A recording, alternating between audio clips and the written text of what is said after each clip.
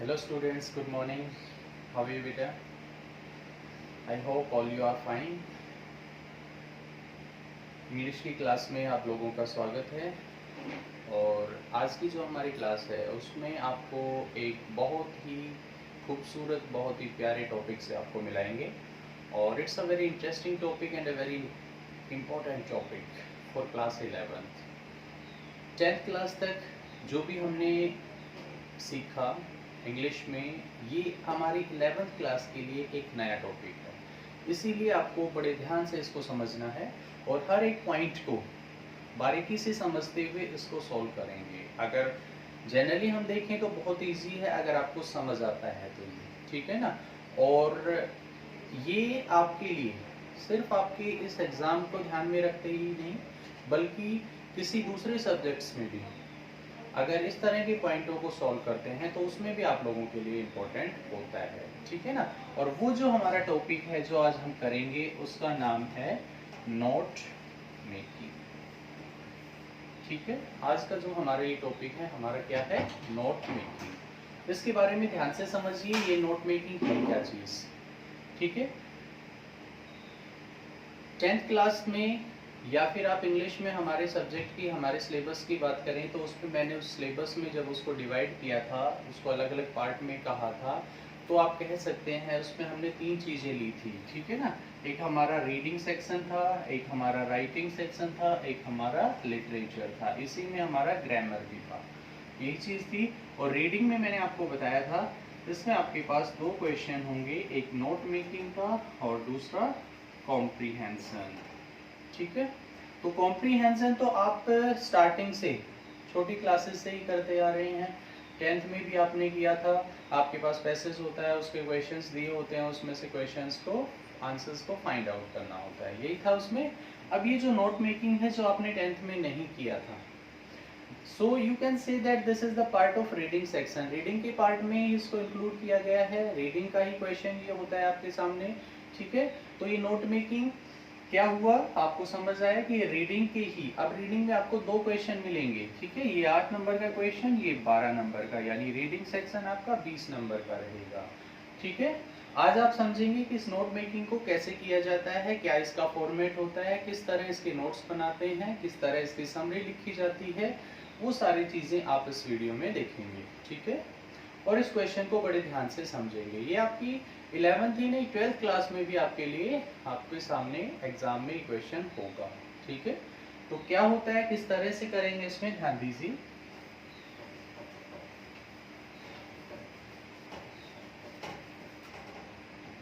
मैंने कहा ये क्वेश्चन जो आपका कितने मार्क्स का होता है, 8 मार्क्स का, ठीक है। डेट अगर हम बात करें तो 20 मई 2020 है ना। अब देखिए इसमें इस टॉपिक को करने से पहले ये देखेंगे कि ये क्वेश्चन आपके एग्जाम के अंदर किस तरह से मिलता है, ठीक है। तो इसमें क्या दिया होता है बेटा, क्वेश्चन आपका जो फर्स्ट है रीडिंग सेक्शन, उसी में आपका क्वेश्चन मिलेगा। कॉम्प्रीहेंशन से नेक्स्ट क्वेश्चन होगा 2nd नंबर, उसमें क्या होता है, आपके पास एक पैसेज दिया होगा। वो पैसेज आपका फैक्चुअल भी हो सकता है, वो डिस्कर्सिव भी हो सकता है, किसी भी टाइप का हो सकता है, ठीक है। तो जैसे सपोज करो आपके पास पैसेज दिया है, ठीक है, और आपके पास जो पूरा पैसेज है, उन्होंने क्या कहा, क्वेश्चन लिखा, ये पूरा आपके पास पैसेज है, ठीक है। और पैसेज में आपको सपोज करो 1 2 3 4 5 6 7 इस तरह से इतने पैराग्राफ दिए हैं इस पैसेज में, ठीक है। फिर नीचे वो क्या करोगे, आपसे क्वेश्चन पूछेगा इस पैसेज के बाद, और क्या कहेगा उसमें कि रीड द पैसेज केयरफुली, ठीक है। इस पैसेज को ध्यान से पढ़िए and make the notes of this passage, और इस पैसेज के नोट्स बनाइए। Also right the summary of this passage, और इस पैसेज की समरी भी लिखिए, ठीक है ना। Add necessary details, necessary detail in the sense कि जहां एब्रीविएशन फॉर्म का यूज करना है वहां पे वो करो, जहां फॉर्मेट लिखना है वहां फॉर्मेट यूज करो, यानी वो सारी चीजें ऐड करते हुए इस क्वेश्चन को सॉल्व करो। ये पॉइंट समझ आया कि आपके लिए ये क्वेश्चन जो है आपका आपका इस तरह से आपके एग्जाम में रहेगा कि आपके पास क्या होगा, एक पैसेज होगा, पैसेज का क्वेश्चन होगा और उस क्वेश्चन के आपको नोट्स भी बनाने हैं, समरी भी लिखनी है, एब्रीविएटेड फॉर्म भी लिखना है और एक पर्टिकुलर फॉर्मेट जो बताया जाएगा वो भी फॉलो करना है।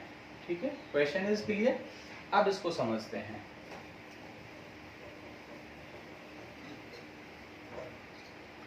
जैसे इसमें क्वेश्चन में कह रहा है नोट मेकिंग, यानी आपको नोट्स बनाने हैं। आपके पास पूरा का पूरा एक लॉन्ग पार्ट होगा, आपको क्या करना है, नोट्स बनाने हैं। आपके पास पूरा का पूरा एक पैसेज होगा, पूरा का पूरा चैप्टर होगा। नोट्स बनाने के लिए टीचर कई बार क्या करता है, पूरे चैप्टर को, कई बार कहता है कि पूरे चैप्टर को पढ़ने की बजाय हम आपको क्या कर रहे हैं, इस चैप्टर के नोट्स दे रहे हैं और आप इनके नोट्स बना से याद करिए। यानी वो नोट्स क्या हेल्प करते हैं कि उसको आपको बचाते हैं उस पूरे चैप्टर को पढ़ने से और इजीली और शॉर्ट टाइम में आप उनको पढ़ भी सकते हैं। ठीक है ना। तो नोट्स जो होते हैं वो क्या होते हैं, बिल्कुल एप्रोप्रिएट होते हैं, टू द पॉइंट होते हैं। तो ये चीज तो हमें क्लियर पहले ही समझ में आ गई कि जब नोट्स बनाएंगे तो एप्रोप्रिएट नोट्स होने चाहिए और टू द पॉइंट भी होने चाहिए, है ना। तो होता क्या है, करना क्या है, अब आप इसके अंदर ये जो नोट मेकिंग है, हमें उस पैसेज के नोट्स बनाने हैं। उनको नोट्स बनाने के लिए कुछ चीजों का हमें ध्यान रखना है और वो क्या ध्यान रखना है, सबसे पहला पॉइंट, हमें नोट्स हमारे ब्रीफ में ही बनते हैं। दे ऑल आर ब्रीफ, छोटे पार्ट में ही बनाने हैं। ठीक है। और क्या होने चाहिए, दूसरा उसमें होता है एप्रोप्रिएट होने चाहिए, related to the point, point to point सारी चीजें उसमें ऐड होनी चाहिए। कोई अपने आप से एक्स्ट्रा चीजें उसमें एक्स्ट्रा कुछ ऐड नहीं करना है। ठीक है। Don't use the sentence, sentence का इसमें यूज नहीं करेंगे। You have not to use the sentence in this, sentence का इसमें यूज नहीं होगा। उसके बाद अगला पॉइंट क्या होगा, इसमें जब सेंटेंस का यूज नहीं होगा तो क्वेश्चन कहता है कि सीज का यूज करना है, आपको उसमें फ्रेज का यूज करना है। आपको उसमें फ्रेज के अलावा आप क्या कर सकते हैं, उसके अंदर फ्रेज के अलावा हम उसके अंदर वर्ड्स का यूज कर सकते हैं। यानी वर्ड्स और फ्रेज यूज कीजिए, सेंटेंस यूज नहीं करना। सेंटेंस, फ्रेज, वर्ड्स, इनका तो डिफरेंस आप लोगों को पता ही होगा। सेंटेंस नहीं होगा, इनको यूज करेंगे। पॉइंट टू पॉइंट होने चाहिए, एप्रोप्रिएट होने चाहिए। एक्स्ट्रा इंफॉर्मेशन आपकी तरफ से कोई भी ऐड नहीं होगी। Is it clear? यहाँ तक समझ आया? ये चीजें आपको नोट्स बनाते टाइम ध्यान रखनी है। ठीक है। एक आपका क्या आता है, टाइटल।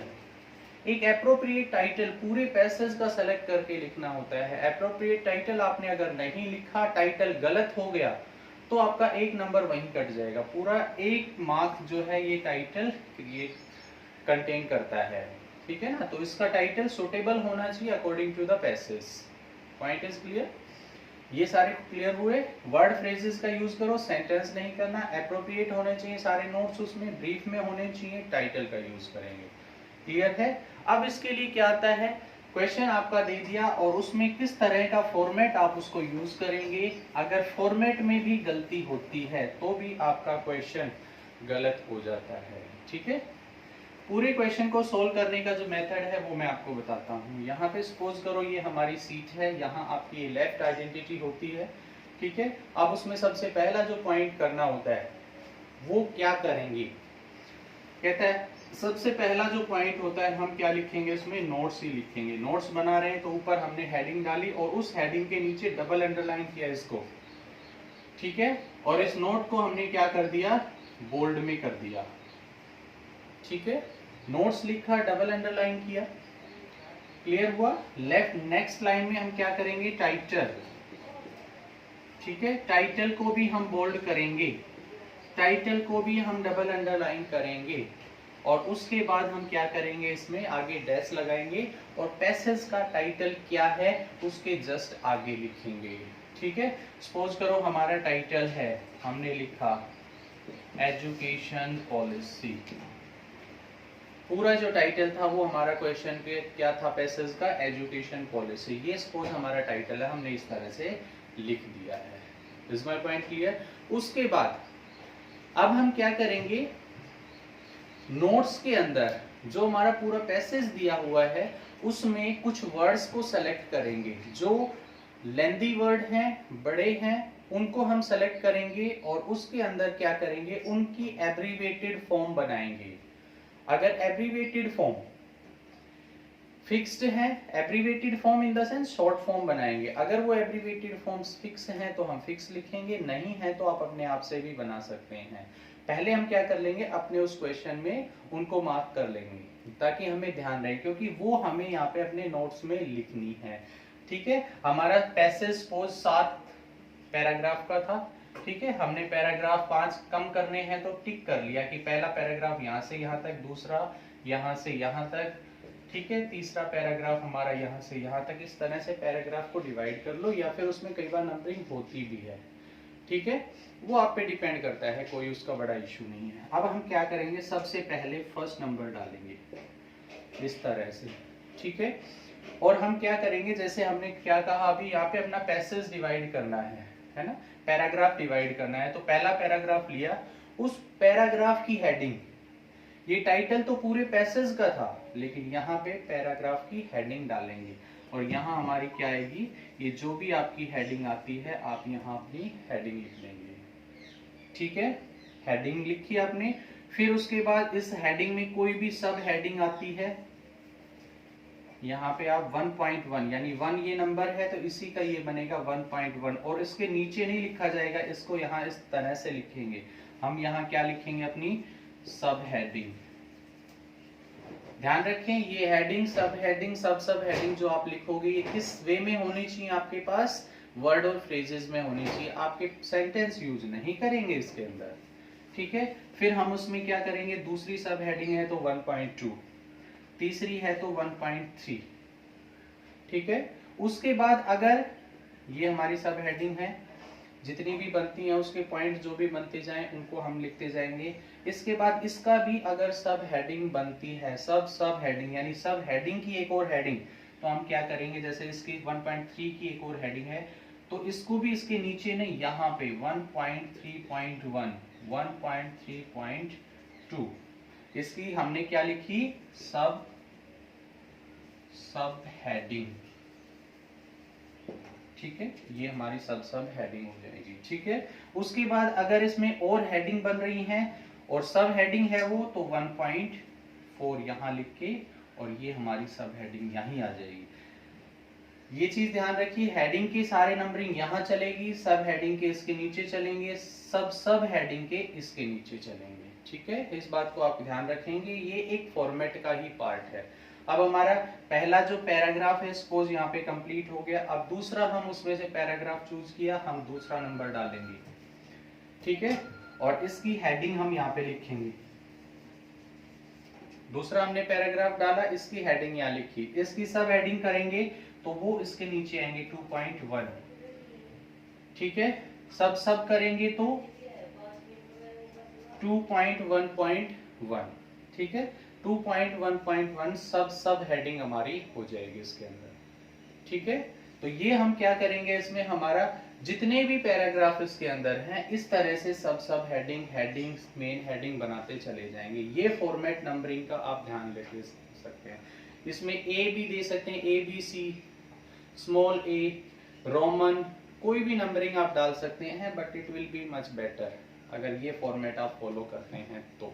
ठीक है, उसके बाद क्या करेंगे, अब हमने इनमें जो सब हेडिंग का यूज किया है उसके अंदर हमारी एब्रीवेटेड फॉर्म यूज होंगी जो हमने यूज की है। जैसे मैंने बताया था पैसेज में हम यूज कर लेंगे जो भी एब्रीवेटेड फॉर्म है वो।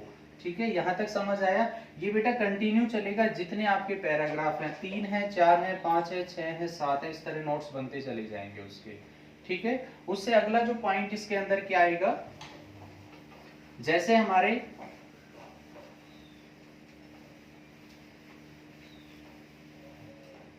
यहां तक हमने 5 पैसेज की, यहाँ पे 5 जो है लास्ट हमारा 5वां आया, 5 की हमने हेडिंग लिखी। ठीक है, 5.1 सब हेडिंग लिखी। ठीक है, 5.2 सब हेडिंग, 5.2.1 सब हेडिंग, यानी यहाँ पे हमारे नोट्स खत्म हो गए। ठीक है, अब हम क्या करेंगे, उनके जस्ट नीचे एक बॉक्स बनाएंगे इस तरह से। ठीक है, और इस बॉक्स की जो हेडिंग है वो क्या होगी, की टू एब्रीविएशन। इसकी हमारी हेडिंग जो है वो क्या होगी, की टू एब्रीविएशन, इसको हम अंडरलाइन करेंगे। ठीक है, अब हमें क्या करना है, इन नोट्स के अंदर जो एब्रीविएटेड फॉर्म लिखी है उस पैसेज में से निकाल के उन शॉर्ट फॉर्म को लिखेंगे। ठीक है, यानी short form in the sense कि जो उनको छोटा बनाया है, यानी सपोज हमारा वर्ड था उसके अंदर जैसे एजुकेशन, तो हम इधर इसकी शॉर्ट फॉर्म और इधर हमारा वर्ड एजुकेशन। ठीक है, और ये एब्रीविएटेड फॉर्म ही नोट्स में यूज होंगी, फुल फॉर्म को आपको इनको यूज नहीं करना है। जितनी आपने इसमें यूज की वो सारी यहाँ पे आप लिख देंगे। ठीक है, जितनी भी हैं 2 3 4 5 6, कोई भी सिंबल कोई भी मार्क भी आप यूज कर सकते हैं। ठीक है, जैसे हमारे पास एक वर्ड यहाँ पे स्टार आ गया, तो जरूरी नहीं है कि हम यहाँ पे स्टार के एब्रीविएटेड फॉर्म लिखें, यहाँ आप अपना जो स्टार है उसको भी बना सकते हैं। ठीक है, यहाँ पे और कोई मार्क्स आता है, कोई सिंबल आता है, वो भी आप बना सकते हैं। पहला पॉइंट नोट्स इस तरह से बनेंगे, सेकंड इसमें की टू एब्रीविएशन का होगा, थर्ड हम यहाँ पे क्या करेंगे, लास्ट जो है इसका हमें इसकी समरी लिखनी है। जैसे ही हमने एब्रीविएटेड फॉर्म किया, बंद किया इसको, अगला पॉइंट हमारी समरी, हमारी डैश डालनी है, हम इसमें हेडिंग डालनी है, डैश लगाएंगे और पूरे पैसेज का जितना भी पैसेज है उसकी समरी 80 से 100 वर्ड्स में आपको लिखनी है। You have to write this complete summary in 80 to 100 words. आपको इसकी समरी 80 से 100 वर्ड में कंप्लीट लिखनी है। पॉइंट क्लियर हुआ? अगर इसमें जो भी पॉइंट्स आपके आते हैं, यहाँ एब्रीविएटेड वगैरह यूज नहीं करेंगे। इतना जो क्वेश्चन है एब्रीविएशन तक का 4 नंबर का है, और ये जो समरी है ये आपकी अलग से 4 नंबर की है। दोनों चीजें आप जब इसमें करेंगे तो आपको जो है पूरे 8 नंबर मिलेंगे।